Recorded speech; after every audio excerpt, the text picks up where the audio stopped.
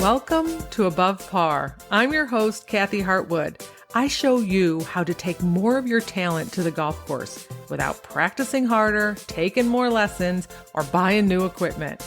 I show you how to end the frustration of underperforming so you can start playing to your potential. This is where you are going to learn how to think above par so you can play below par. Let's get to it. Hello, my golf friend. Welcome back to Think Above Par. Thank you for tuning in and listening and sharing it with your friends and giving me some feedback on how the information that you're learning here and in my course and in my membership is creating great results for you, both on and off the golf course. Not only with your results, but how you get to feel about your experience on the golf course.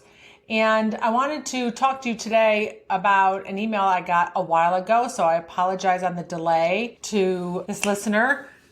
But I want to touch base on what he sent. And I'm going to share a little bit of his email with y'all here. It's talking about being a past champion and then going and performing with that hanging over you. What happens in your mind. And I want to talk to you about that on this episode here. But let me share a little bit about what Richard sent to me. As mentioned, I took your course and listened to your podcast regularly. They have helped me overcome some mental hurdles that keep me from progressing. I regularly play in senior events. At the end of the season, after following your advice and trying to incorporate some of your strategies, I finally won an event. It was my first victory, and it was an emotional moment for me. When I got to my car, I just sat there and cried. It's hard to admit for most men. I appreciate you being honest there, Richard, because we all have emotions. We get overcome by emotions, and none of them are wrong, which is important to know. Whether they're positive or negative, you just get them as humans. So thank you for sharing that and being vulnerable in that moment. Then he went on to tell me experience about trying to qualify for the Senior State Match Play Amateur Championship, and he went in as tied for low medalist with a 70, which was my personal best, he says, in any tournament. During the round and in the next 3 match play rounds, there were times when I was not hitting it well, in trouble at times, and things did not look promising, but I just kept saying to myself, you will win. I won the first match, won the second match, and then found myself facing a player who had won this event several times. We battled over 17 holes before I finally lost. My son was caddying for me, and as we sat there to the side of the green, with me trying to accept and understand how I could lose, because I really believed up until that last putt was made that somehow I would win, my son turned to me and said, Dad, I will never forget caddying for you these last couple of days and watching you compete. It was then that I realized that I had truly won. Not the tournament, but won by having experiences with my son that we will now forever share. I love that so much. That's me talking about how golf is the experience of playing golf, about being 18 proud, even if you win or don't win. And this was a beautiful example of that experience with your son, Richard. That's awesome. Thank you so much for sharing that. So then he goes on to say, and this is the point of this whole episode, which is leading up to this, he said, after this event, I had so many friends and fellow men's association players reach out to me, congratulating me for this accomplishment. Here's where I found my new experiences that have brought on further mental challenges in golf. The next week, I went to play in the event that he had won in the previous year. I went in feeling confident about my game. But on the first tee, they announced me as the former champion. And all of a sudden, I felt this pressure to perform come upon me. Needless to say, I did not play well. It was my worst round in months. I'm sure this is associated with out-of-line expectations on my part and probably reflects on me tying self-worth and esteem to my golf score. But I would love to hear your thoughts on this subject. Maybe this can help someone else. After experiencing success, how to deal with the ups and downs would be a great topic. I'm currently rebuilding my mental game again and would love to hear your thoughts. Okay, first off, Richard, congratulations on all your wins. Right? Super amazing. I want to address being a former champ, going in and then announcing you on the first tee and then not performing your best. That's what we're going to talk about here. But before we do that, I want you to know that the comment, I am currently rebuilding my mental game again, is interesting to me. Right? It's not as if we go backwards or we lose ground or we forget everything that happened or we don't know how to manage our minds. It's just new experiences come up and can make us feel like we get a little derailed. The rug pulled out from underneath us. This was a new experience. And because it was a new experience and you didn't know how to handle or manage this moment where emotions overcame you, doesn't mean that you have to rebuild everything all over again, because that seems very taxing and daunting to your brain. It feels heavy work. It can make you feel less than in that moment. It can help you lose confidence in your ability to manage your mind out there. It makes you question everything. So I want to reassure you that you haven't lost or have to rebuild your mental game. You had one moment that made you question your ability. And all it was is a different situation. If you're familiar with steer that I talk about, the S changed. And it was a brand new S. And you didn't know how to manage that S because you've never been in that situation before. S stands for situation, a circumstance, a fact, a thing that we've never experienced before. And if you are a first-time champion, if you just won an event and you go to the next year and play in this event, that is new for you. You've never won before. You've never been in that situation. This is why learning how to self-coach, how to mentally self-coach yourself is such a valuable tool. It's just an S. It's just a situation. It's just a circumstance. And then our brain writes stories about it. They can be very elaborate stories. And if we allow our brain to go wherever our brain wants to go, it's probably going to be a story that doesn't serve us. And sometimes we know that story doesn't serve us at the end of 18, right? We go to 18, we're like, yeah, I didn't do very well managing my mind in this situation right here. That's part of learning. That's part of the awareness. A lot of times it's going to happen after the fact. This is why going and getting ahead of it, cleaning out your brain, anticipating and kind of asking your brain powerful questions is going to let you see what subconscious quiet thoughts you have going on that might derail you. That way you can get ahead of it. Okay, so I just want to encourage you to remember that if you have a moment that you've never experienced before and you didn't plan, you didn't get ahead of it, you weren't intentional, it can derail you. And when it derails you, and what I mean by that, it means that you're not able to manage your emotions. You feel like you're at the effect of it. You feel a little out of control. You're not creating the results. You can feel yourself getting in your own way. And you don't know how to shove the rug back underneath your feet. Those are moments where we feel like, what happened? I thought I was in control of so much out here. I really felt like I had some momentum going. I was gaining some confidence on my ability to manage my mind. And I just had this moment come up and I don't know how the heck to handle it.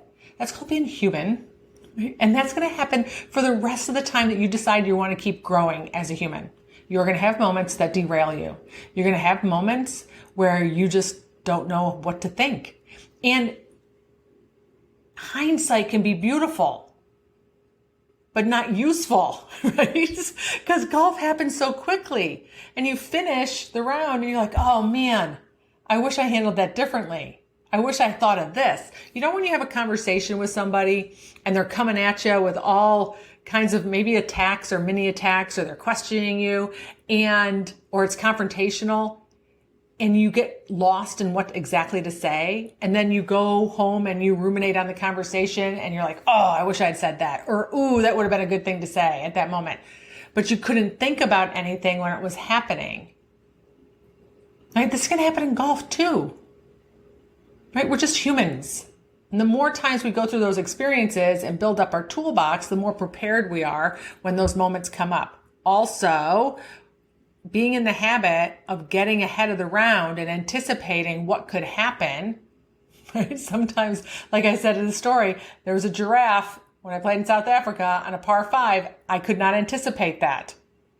And maybe at this moment you didn't anticipate they were going to announce your name as a former champion and what your brain was going to do. Okay, so let's talk a little bit about what happened. So if you were or are a former champion, a past champion, club champion, won an event, could be as simple as won the member guest and you're defending, right? There's so many different scenarios that this can fit into for you and that may be relevant. Okay, this is what I want you to know. Being a past champion, a former champion, defending is neutral. It's just a situation. Situations are neutral. They are neither good nor bad until you write a story, as I said before. So the question is, what do you think about that? What are your thoughts in your head that you have about being a past champion? They might sound like I should win again. Everyone's expecting me to win again. I need to prove that I deserve to win the last time. Okay, when you think those thoughts, now all of a sudden you have some pressure. Those thoughts then can turn into questions as well. What happens if I don't play well? What happens if I lose? What are people going to think? What am I going to think? What am I going to do, or how am I going to treat myself if I don't win? What am I going to make it mean if I don't win again? Right? And now all of a sudden we have some fear and some worry and some anxiety and pressure. Right? Chances are you did not win the first time around with fear, worry, anxiety, and pressure. Right? Because that's not calm, certain, or confident. So you're not comparing apples to apples, basically, in that situation, because you created a different story. A story that produced emotions that don't serve you. And remember, if you start asking yourself crappy questions, you're going to get crappy answers from your brain. If you say, what's going to happen if I don't win? What are people going to think? I promise you, your brain is going to be so excited to tell you all the different ways that you're going to get in trouble and suffer. Because it wants to protect you. It wants you to go home. It wants to tell you, you know what? It's not a really great idea that you defend. You should probably pull your hamstring right now. Right? This is what brains do. So of course, if we're playing golf with those emotions hanging out with us, and we know that at the end of 18, our brain thinks this could be life or death, the chances of you performing well are not very great, especially if you don't know how to pivot and get the rug put back underneath you, especially if your brain is going to argue and think, yeah, this is going to suck if I don't win. If you haven't taken a moment to tell yourself, you know what? Is it true that if I don't win, that means that I didn't deserve to win last year? Is it true that people are going to have negative thoughts about me if I don't win back to back? Is it true that my identity and my self-worth are going to be affected if I don't win back to back? Right? Probably not when you use your logical brain, if you ask yourself those questions. But when you're standing on the first tee and they announce your name as a former champ and you have 2 seconds to hit, and all of a sudden you get this wave of anxiety and pressure and fear comes over you, you feel like you're at the effect of the game of golf. We didn't get ahead of it. Chances of you making a really great swing at that moment go down. Not saying you can't, but they go down. Not the same person that won the tournament is playing that day. So if you won the club championship last year and you're defending, you want to journal about all of your thoughts and your story about defending. What are people thinking about you? What are you going to think about yourself? And you've got to be really certain and sure and firm in what you want to believe about going out and defending yourself, because there are going to be people at your club who are going to be chirping in your ear. Right? You're going to say, oh, you're going to win back to back, right? They're going to mess with your head. They're going to be your challenge. You want to be prepared. You want to be ahead of it. If you want a state or local tournament and you're defending, you want to get ahead of it. Decide what you want to think. Make it neutral. Winning is nice. Winning does not mean you need to win again. I'm not saying you can't win. I'm not trying to discourage you from winning again. I'm saying it doesn't mean everybody wins back to back. That is not true. And it doesn't serve you to think that you're supposed to, because anytime we should ourselves, right, that's a sign that our expectations are out of line or that we're shaming ourselves. Right? So for Richard, who sent me in this email, thank you so much for the content. Right? You do not need to rebuild your mental game. You have so much evidence that you had a lot of mental skills that worked. Make sure you give yourself your wins. Just because we get the rug pulled out from underneath us once doesn't mean we've lost all that skill. It just means this one isolated situation I wasn't prepared for mentally. And that's not only in golf, that happens off the course too. So many times we want to redo in situations after we had a chance to think about it. And if you can relate to Richard, and you got a tournament coming up that you're defending, get ahead of it. Do some journaling. Decide what you want to think about going into that tournament as a defending champion, so you don't get the rug pulled out from underneath you on the first tee when they announce your name. And by the way, if you think they're going to announce your name, visualize it. Close your eyes, take a moment, stand on the first tee, listen to them saying your name, and you being able to calm your nerves, have a nice solid thought, go through your pre-shot routine, and rip it right down the middle of the fairway. All right, my friends? Hope you found this helpful. Thank you again, Richard, for sending in the email. And if you have questions or topics that you'd like me to discuss on this podcast, please send them in to Kathy@kathyhartwood.com. All right, friends, have a beautiful week, and I'll talk to you next Wednesday. Bye.